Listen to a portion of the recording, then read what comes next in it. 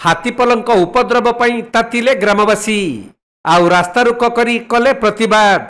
ଗତ କିଛି ମାସ ଧରି ହାତୀ ଆକ୍ରମଣରେ ସ୍ଥାନୀୟ ଅଞ୍ଚଳ ଲୋକଙ୍କର ଯାଉଛି ଧନଜୀବନ, ଯାହାକୁ ନେଇ ଲୋକଙ୍କ ମନରେ ତୀବ୍ର ଅସନ୍ତୋଷ ସୃଷ୍ଟି ହୋଇଥିବା ବେଳେ ଏହାର ତୁରନ୍ତ ସମାଧାନ ଦାବି କରି ମୟୂରଭଞ୍ଜ ଜିଲ୍ଲା କଳାବାଡ଼ିଆରୁ ବାଙ୍ଗିରିପୋଷିକୁ ସଂଯୋଗ କରୁଥିବା MDR 45 ରାସ୍ତା ଅବରୋଧ କରିଥିଲେ। मु सिमलावासी वृंद मो ना विजय। हाथी आसुँच प्रत्येक दिन प्रत्येक मुहूर्त में आमर ये जो चाष बाड़ी खेती बहुत पुराण खेती बाबद के दौरान परस्पर 7 ରୁ 8,000 आम चाष 2.5 लाख 2 लाख टंका जिते आमर खेती होने देना आहरी उल्टा फरेस्ट वाला आसिक आमर ये सही थे किसी कम ना फरेस्ट वाला किसी खाली मास को दरमा नौ किसी कम नुहे ड्यूटी करूना से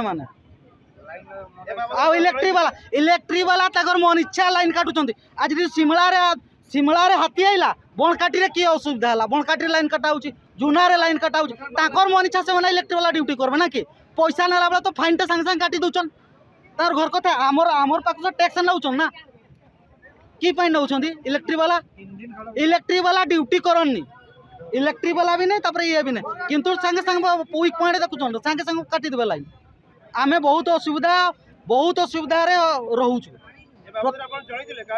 जन बारंबार जन फरेस्ट वाला को आमर वाईसी जनइला तबे मयूरभंज जिला बांगरीपोषी वनखंड अंतर्गत सिमला और आखपाख अंचल 20 ରୁ ऊर्ध्व हाथी उपद्रव जगू स्थानीय लोकंक धन जीवन घर द्वार और व्यापक धान फसल क्षतिग्रस्त हेउछि। एपरिकी लक्ष लक्ष टंकार क्षति हेउथुवा बेले वन विभाग देउछि किंतु कम क्षतिपूरण। एपटे हाथी घौड़ाइबा पई मात्र 2-3 जन कर्मचारी आसुछंती। एथिसह विद्युत विभाग हाथी बाहन रे मन इच्छा घंटा घंटा धरी लाइन काटी अंचल को अंधार कर देउथबारु लोकंक मनरे भय आहुरी वृद्धि पाउछि। तेणु एहार स्थायी समाधान आवश्यक क्षतिपूरण एवं सुरक्षा दाबी स्थानीय ग्रामवासी माने रास्ता रोक करी प्रतिवाद करथिले। फलरे उभय पार्श्व शताधिक जानवाहन अटकी रही यातायात संपूर्ण ठप हो जाइथिला। मो ना हला मनोरंजन जेना ग्रामटा हिसई आज रास्तार कहीला कारण से हाथी होता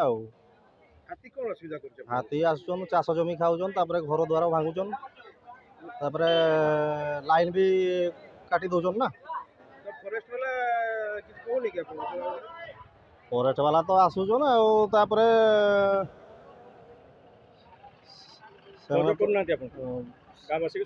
गाँववासी को सहयोग कर तो आसुन कम परिमाण से 2-3 जन आसुन से 2-3 जन की पारे हाथी ओजन प्राय 20 पाखापाखि हाँ आ 2-3 जन फरेस्ट वाला आसिक कि करबे कोन ना। तबे हाथी पई ग्रामवासी माने रास्ता रोक करिथिबार खबर पाई बांगरीपोषी रेंजर महेश्वर सिंह और पुलिस घटनास्थल को आसी उत्त्यक्त लोकंकु बुझासुझा करिथिले। आउ स्वतंत्र टीम द्वारा ड्राइव करा जाई हाथीपल को अन्यत्र घौड़ा जीव बोली प्रतिश्रुति देवा परे रास्ता रोक हटिथिला।